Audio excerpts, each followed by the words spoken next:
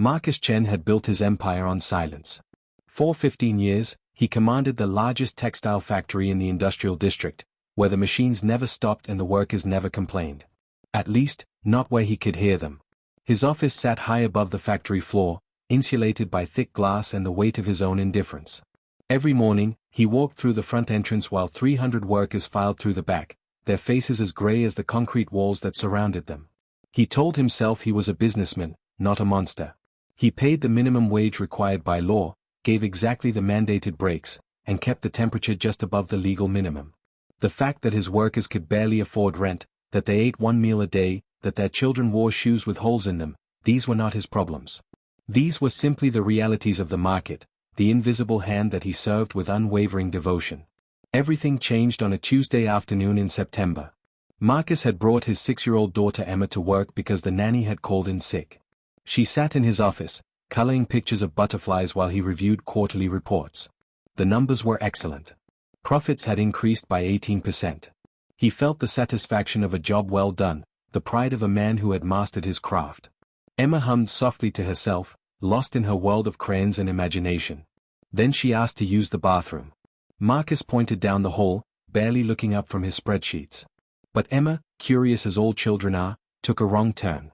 Instead of finding the executive bathroom with its marble counters and fresh flowers, she pushed through a heavy door marked "Factory Floor, Authorized Personnel Only." The door swung shut behind her with a metallic clang that Marcus never heard. 10 minutes passed before he noticed her absence. His heart seized with sudden panic, the kind only a parent knows. He ran into the hallway, calling her name, his voice echoing off the industrial walls. He found her standing near assembly line 3, her small hand pressed against the safety railing, her face frozen in an expression he had never seen before.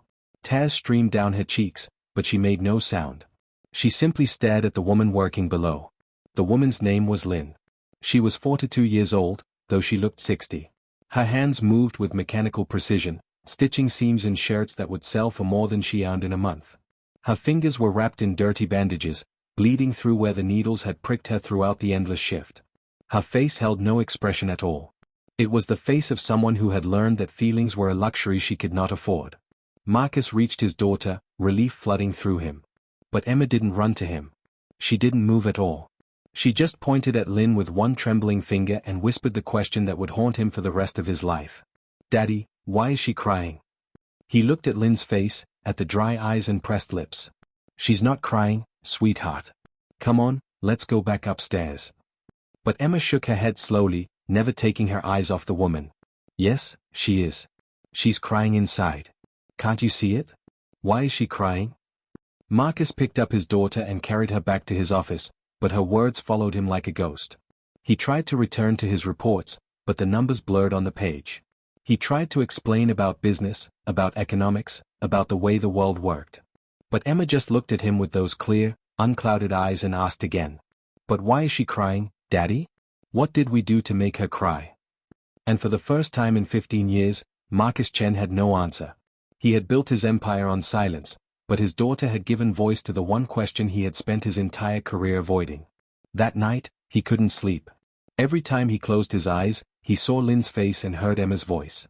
"Why is she crying? What did we do?" Marcus returned to the factory the next morning, but everything looked different. The building was the same. The machines made the same rhythmic thunder. The workers moved through the same motions they had performed yesterday and the day before and every day for years. But now Marcus saw them. Really saw them. And once he started seeing, he couldn't stop. He noticed how Lynn favored her right leg, limping slightly as she walked to her station. He noticed the young man, barely 20, whose hands shook from exhaustion as he lifted heavy boxes. He noticed the pregnant woman who stood for 12 hours because there were no chairs on the factory floor. He noticed the bathroom breaks that lasted exactly 3 minutes because any longer meant a deduction in pay. He noticed the thin jackets they wore in winter because the heating system was too expensive to run at full capacity. He noticed the rice and vegetables they ate from plastic containers, their lunch break too short to leave the building. For 2 weeks, Marcus tried to unsee what he had seen. He tried to rebuild the comfortable walls of ignorance that had protected him for so long. He worked from home. He delegated factory inspections to his managers. He threw himself into spreadsheets and conference calls, anything to avoid the factory floor. But Emma had planted a seed in his mind, and it grew like a weed, cracking through the concrete of his certainty. Every night at dinner, she asked about the crying woman. Every morning, he woke with the question echoing in his head. One evening, Marcus made a decision that his business partners would later call insane. He disguised himself in old clothes and a baseball cap, and he applied for a job at his own factory. He used a fake name, claimed to be a recent immigrant, and accepted a position on Assembly Line 3. Right next to Lynn. His managers, who had never worked a day on the factory floor themselves, didn't recognize him. The next morning, Marcus Chen the owner disappeared, and Marcus the worker took his place. The first day nearly broke him. He arrived at 6 in the morning, his body still heavy with sleep. The supervisor, a man named Torres whom Marcus himself had promoted 3 years ago, barked instructions without making eye contact. Line 3. Keep pace with the quota. Bathroom breaks at 10 and 2. 15 minutes for lunch. Don't slow down the line or you're out. The words were delivered with the casual cruelty of someone who had said them 1,000 times before.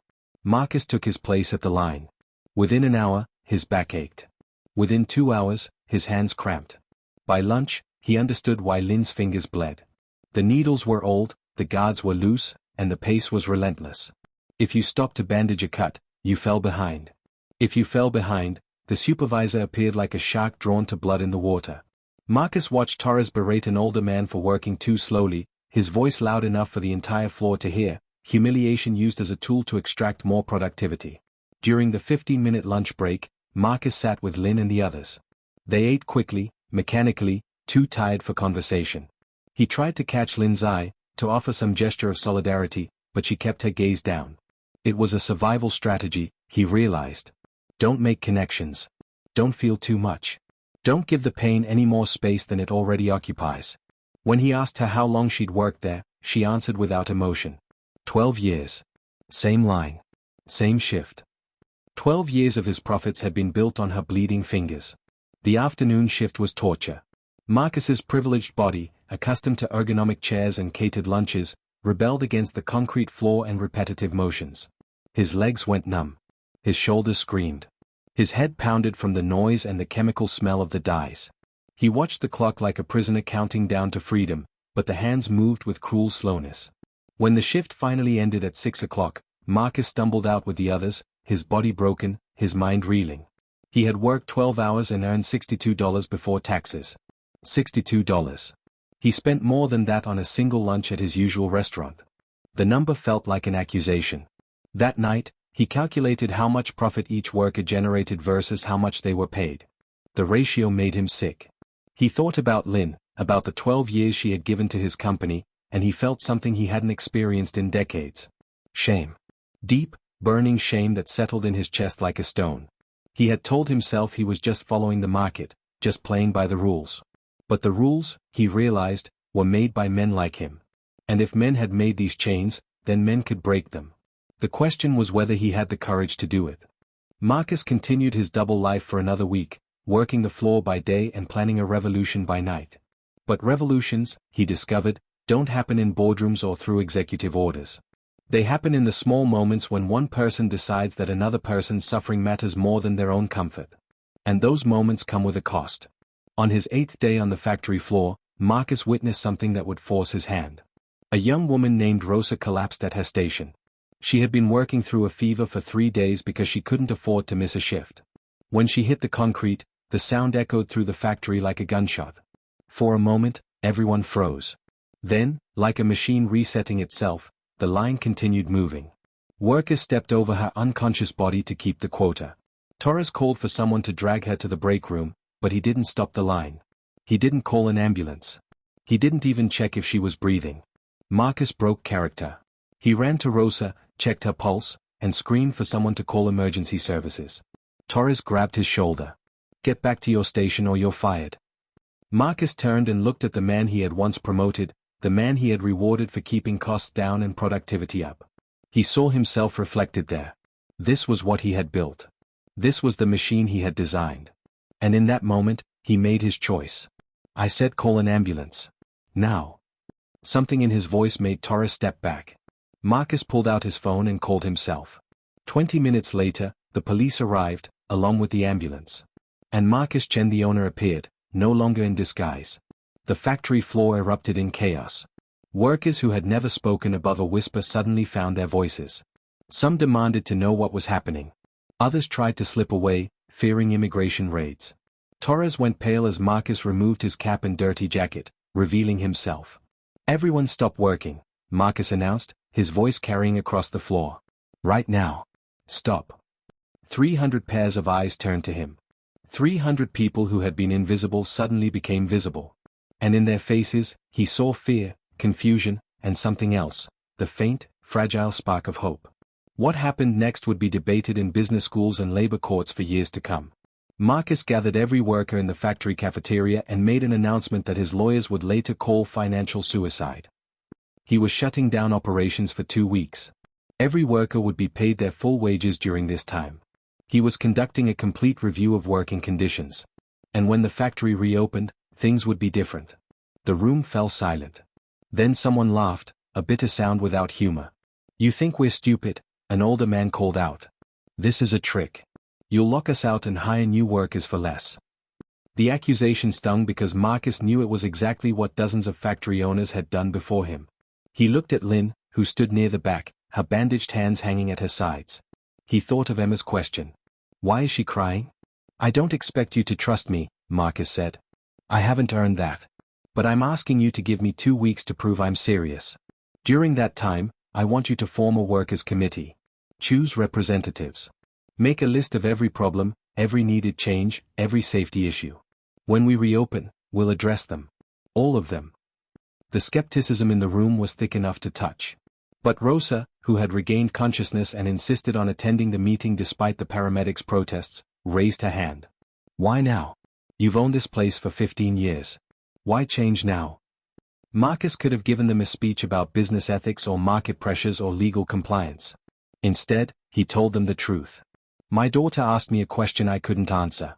She asked why one of you was crying. And once I heard that question, I couldn't unhear it. I couldn't unsee you anymore. I tried. God knows I tried. But she broke something in me, something that needed to be broken." He paused, his voice rough. "I know that's not enough. I know I can't give you back the years I stole from you. But I can change what happens next. If you'll let me." The meeting ended without resolution. Workers filed out in clusters, arguing in hushed voices. Some believed him. Most didn't. But they took the 2 weeks of paid leave because they had no choice. Marcus watched them go, wondering if he had just committed corporate suicide. His investors would be furious. His board would probably remove him. His competitors would smell blood in the water. But for the first time in 15 years, he slept through the night. Because Emma, waiting for him at home with her coloring books and impossible questions, had taught him something the business schools never mentioned. Profit without humanity is just theft in a suit. And he was done being a thief. The backlash came faster than Marcus expected. Within 48 hours of his announcement, 3 members of his board of directors demanded an emergency meeting. Within a week, his largest investor threatened to pull funding. Within 2 weeks, industry publications ran articles calling him everything from naive to dangerous. "Chen's labor experiment threatens industry standards," one headline read. Another asked, "Is factory owner's sudden conscience just publicity stunt?" But the harshest criticism came from people he considered friends. David Park, who owned the factory next door, invited Marcus to lunch. They had known each other for 20 years, played golf together, attended each other's children's birthday parties. David ordered expensive wine and spoke in the calm, reasonable tone of someone explaining basic math to a child. "You're going to destroy yourself, and worse, you're going to destroy all of us. If you start paying higher wages and improving conditions, my workers will demand the same. Then the factory across town will face pressure. You're setting off a chain reaction that will make us all uncompetitive." He leaned forward, his expression hardening. "The market determines wages, Marcus. Not feelings. Not guilt. You can't let your daughter's innocence bankrupt you." Marcus wanted to throw the wine in his face. Instead, he asked a question. "What would you do if Emma asked you why your workers were suffering?" David didn't hesitate. "I'd explain how economics works. I'd teach her that compassion without pragmatism is just sentimentality. You're teaching your daughter that emotions matter more than survival. That's not kindness, Marcus. That's cruelty." The lunch ended badly. So did most of Marcus's business relationships. Within a month, he was effectively blacklisted from industry circles. Suppliers raised their prices. Buyers looked elsewhere. Banks suddenly found reasons to delay financing. The message was clear: the system protects itself, and anyone who threatens the established order gets crushed. Meanwhile, the Workers' Committee met daily in the closed factory, and what they produced was a document that would change everything. 57 pages of detailed observations, safety violations, and proposed solutions. They didn't just complain. They researched. They brought in labor lawyers who worked pro bono. They consulted with occupational health experts. They created a blueprint for a factory that could be both profitable and humane. When they presented it to Marcus, he spent 3 days reading every word. Then he called his accountants and asked them to run the numbers based on the committee's proposals. The results were brutal. Implementing every change would cost $3 million in immediate renovations. Raising wages to livable levels would cut his profit margin by 40%. Adding healthcare benefits would add another $1 million annually. Reducing shifts from 12 hours to 8 hours would require hiring more workers. His accountants delivered their verdict with grim certainty. If you do this, you'll be operating at a loss for at least 2 years. You'll have to sell your house, liquidate personal assets, and there's no guarantee you'll ever recover. Our professional advice? File for bankruptcy, sell to a competitor, and walk away. Marcus thanked them and asked for one more calculation. How much profit have I made from this factory over 15 years? The number was staggering. $47 million. $47 million built on 12-hour shifts and bleeding fingers and workers who cried inside where no one could see. That night, Marcus sat in his daughter's room while she slept. The walls were covered with her artwork: butterflies, rainbows, stick figure families holding hands. On her nightstand sat a drawing she had made after visiting the factory. It showed a sad woman at a machine, and next to her, a little girl offering a flower. The title, written in Emma's careful printing, read "Making Her Happy." Marcus realized his daughter had understood something that all his business education had missed. The purpose of wealth isn't accumulation. It's circulation. Money that sits in his bank account growing interest is money that could be flowing through the hands of people who need it, creating dignity, enabling dreams, building community. He made 2 phone calls that would alter his future irrevocably. The first was to his lawyer. Draft documents converting the factory to a worker-owned cooperative. I'll retain 20% ownership. The workers get 80%. Set up a trust that distributes profits equally. His lawyer tried to talk him out of it. Marcus hung up and made the second call to Lynn. She answered on the 5th ring, her voice wary. "I need you to do me a favor," Marcus said. "I need you to tell me about your daughter." Silence stretched between them. Then Lynn spoke, and her voice cracked like ice breaking. "She's 17. She wants to be a nurse. But I can't afford to send her to school. So she'll probably end up in a factory, just like me." Marcus closed his eyes, thinking of Emma, of all the opportunities she would have because of money he had extracted from people like Lynn. "What if I told you that's going to change? What if I told you that in 6 months, you'll earn enough to send her to nursing school?" Lynn laughed, but there was no joy in it. "Then I'd say you're a liar or a fool. Men like you don't change. The system doesn't change." Marcus heard all the years of disappointment in her voice, all the crushed hopes and broken promises. "You're right to doubt me," he said. "But I'm going to prove you wrong. Not with words. With action. Watch what happens next, Lynn. And then decide." He hung up and sat in his daughter's room until dawn, watching her sleep, gathering courage from her innocent dreams. The numbers didn't add up anymore. But maybe, for the first time in his life, he was finally learning to count what actually mattered. The reopening day came on a Monday morning in November. Marcus arrived at the factory at 5 a.m., 2 hours before the workers. He walked through the transformed building, seeing it with new eyes. The machines had been serviced and equipped with better safety guards. The concrete floor now had anti-fatigue mats. The temperature was comfortable. The bathrooms had been renovated and stocked with supplies. The break room now had comfortable chairs, microwaves, and a refrigerator. The lighting was bright but not harsh. Ventilation systems hummed efficiently, clearing the chemical smell that had choked the air before. It looked like a place where human beings worked, not a place where bodies were used up and thrown away. But the physical changes were just the beginning. Marcus had implemented every recommendation from the Workers' Committee. 8-hour shifts. $15 minimum wage with annual increases tied to profit sharing. Healthcare coverage that included mental health services.